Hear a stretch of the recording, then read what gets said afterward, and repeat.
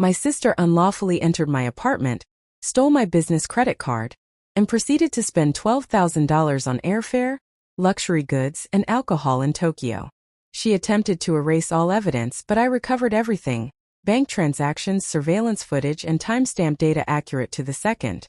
Upon her return, I didn't confront her. Instead, I documented the findings, opened my laptop, and initiated proceedings that will lead to formal criminal charges. Let me start from the beginning. The ocean breeze had been cool enough that I kept my bedroom window cracked open all night, letting the soft, rhythmic whoosh of the waves drift up from the beach below. That steady sound had rocked me to sleep, with me feeling completely safe, trusting the locked door, the roof over my head, and the people who shared it with me.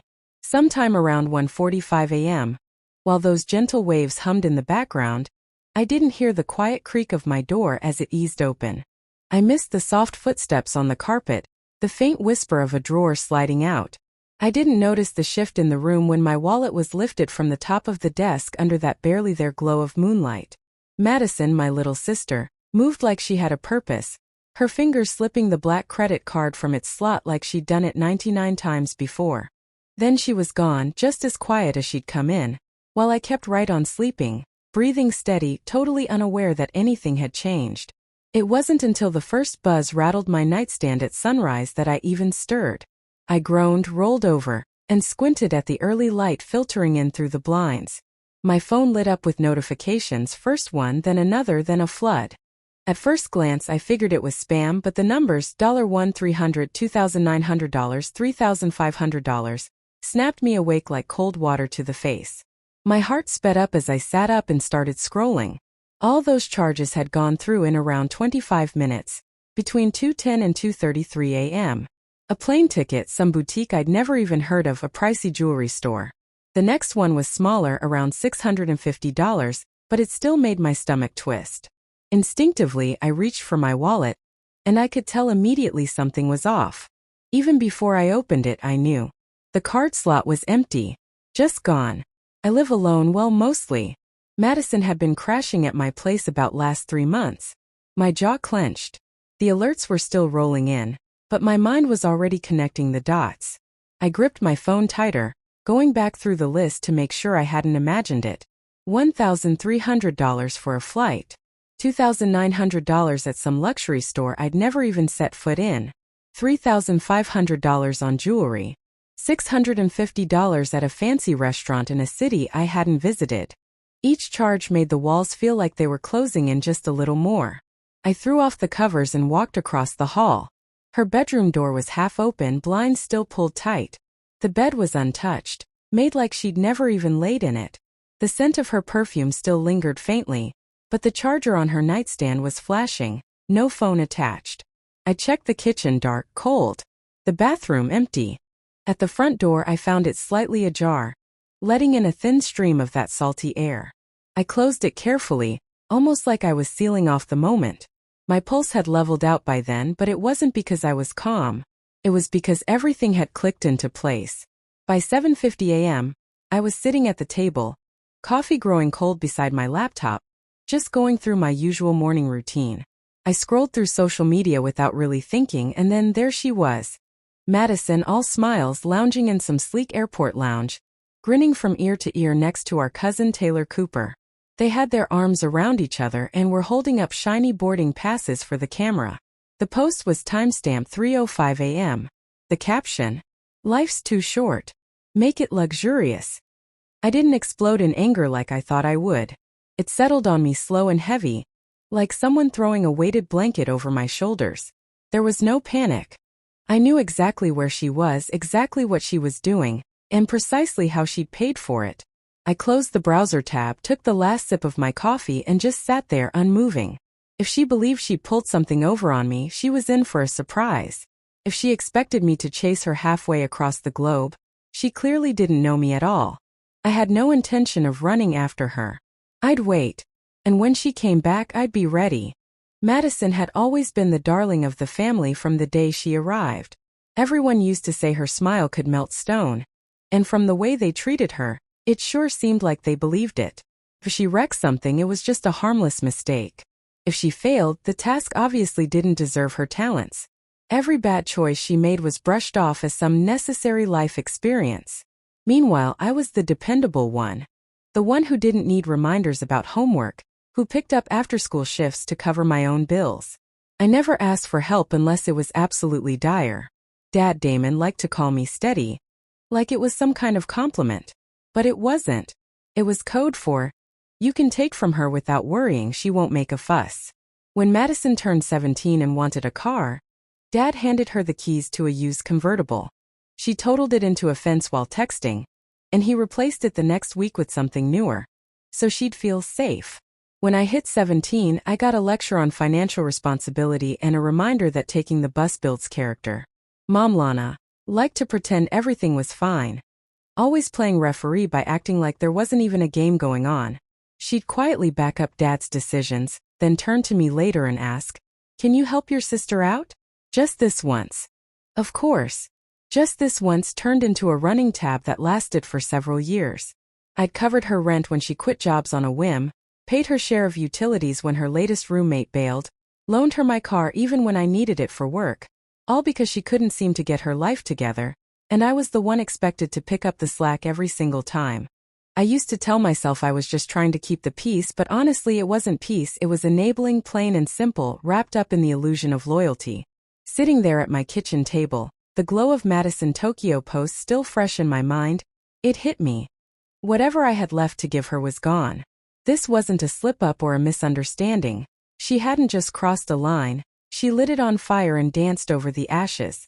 What made it worse was knowing that if Dad ever found out the truth about the card she took, he'd be even less inclined to believe me.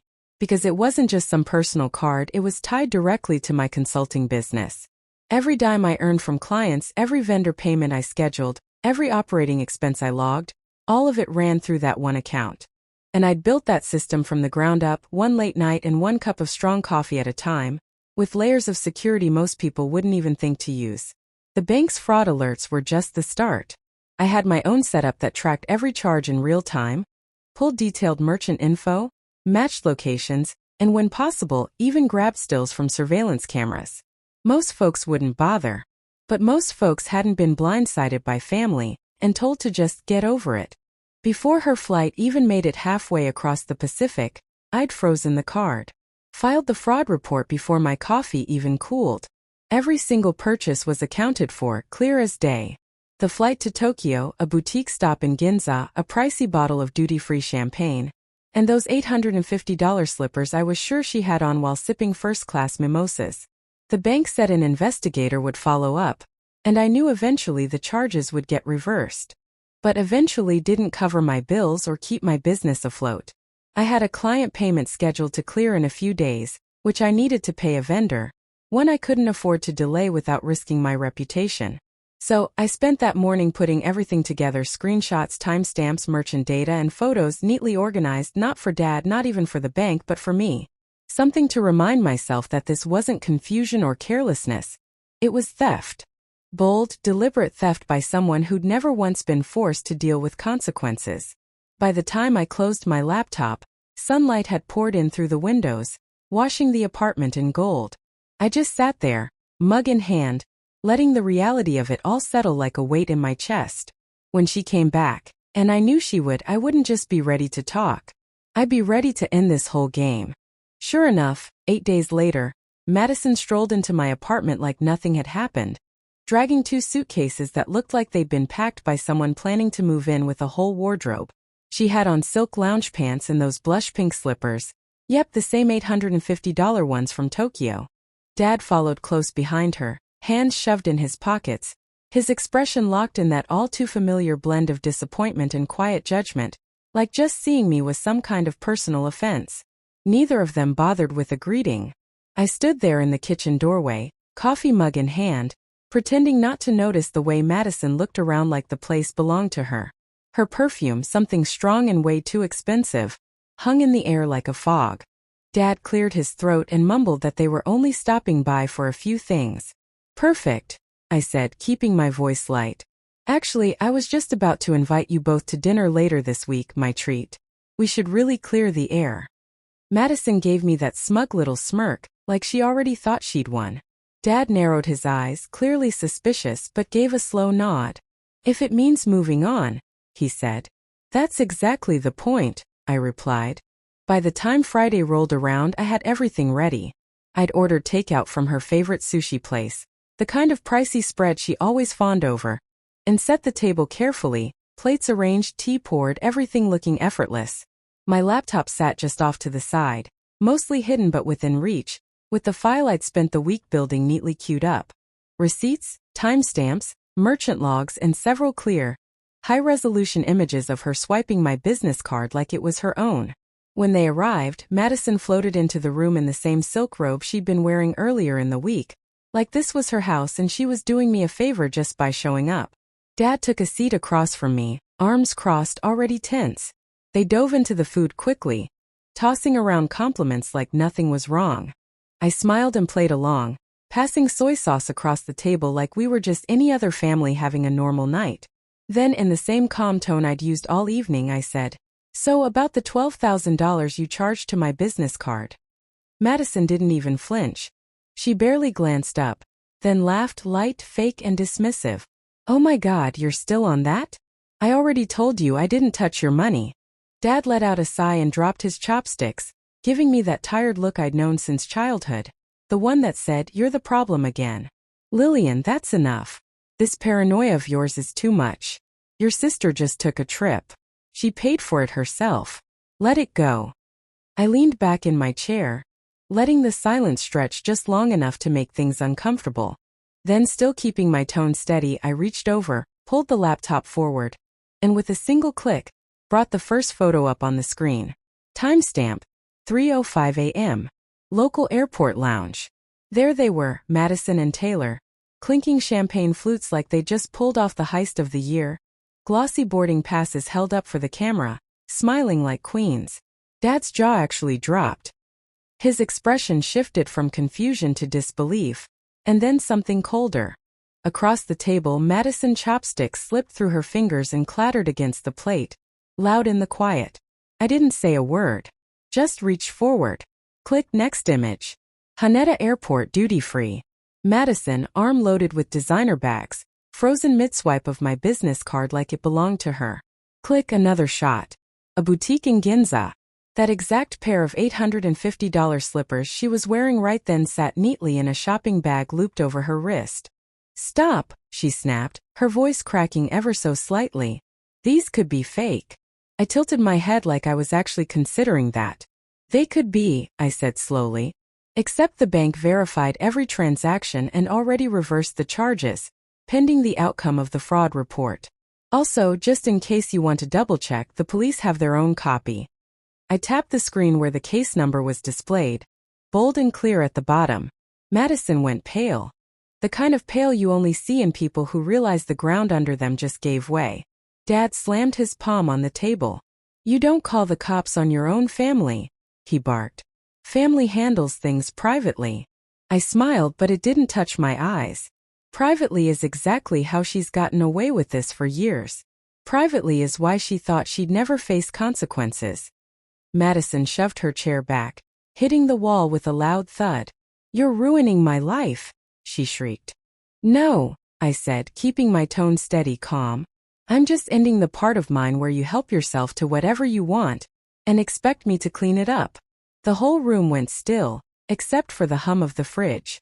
I closed the laptop, slid it off to the side, and folded my hands like I'd been rehearsing this for days because I had.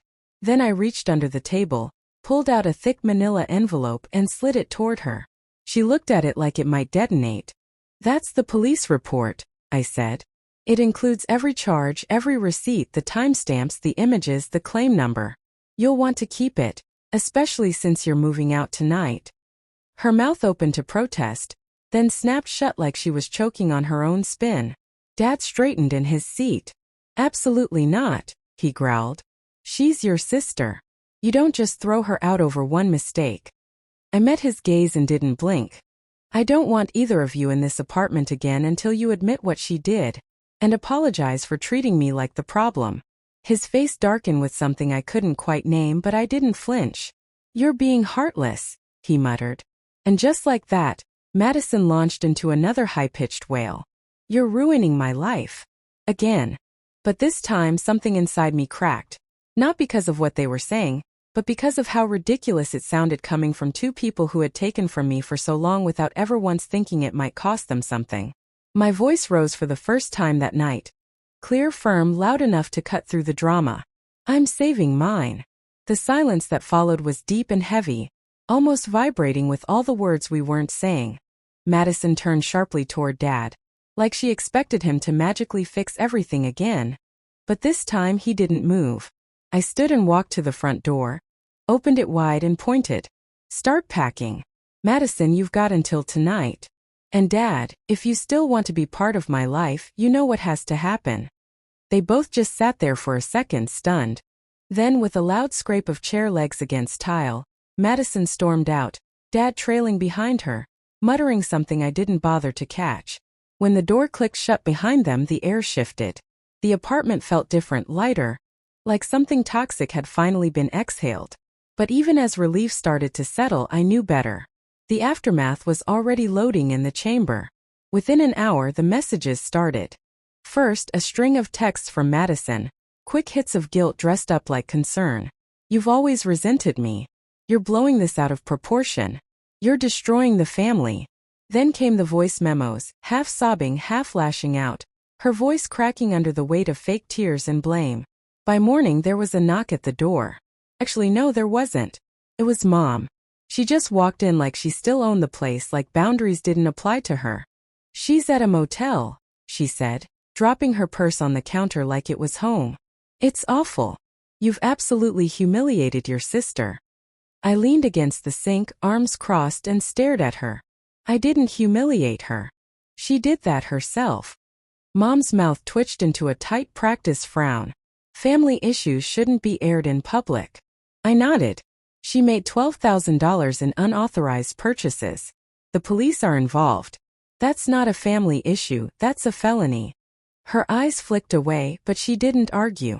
She left not long after, muttering about Dad being beside himself. 2 days passed. Then the call came. Detective Mason, clipped and calm. We've made progress in your case, he said. But what came next wasn't what I expected, not even close. Detective Mason didn't waste time. Madison has 2 options, he said, voice cool and efficient. Repay the full amount and sign a formal admission of guilt, or we proceed with criminal charges. I thanked him calmly, already knowing which path she'd chase, desperate to avoid the stain of real consequences. That afternoon, just before sunset, my phone buzzed with a call I almost didn't answer. Taylor. I let it ring twice, then picked up. Lillian, she began, her tone a syrupy blend of fake concern and quiet threat. You know jail would destroy her. Can't you just help her out? I didn't answer right away. I let the silence stretch just long enough for her to think I might say yes. Then I said, cool as glass. If I were you, I'd start deleting those Tokyo selfies before the police start asking how you paid for your plane ticket. The gasp on the other end was immediate, sharp, startled, a thread snapping. Then click. She hung up. I shut my phone off after that.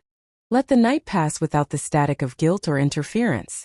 The apartment hummed quietly around me, my laptop fan spinning softly like a whisper of momentum. Somewhere out there I knew they were spiraling, calls flying between them, stories being rewritten in real time, fingers pointing in circles. Let them.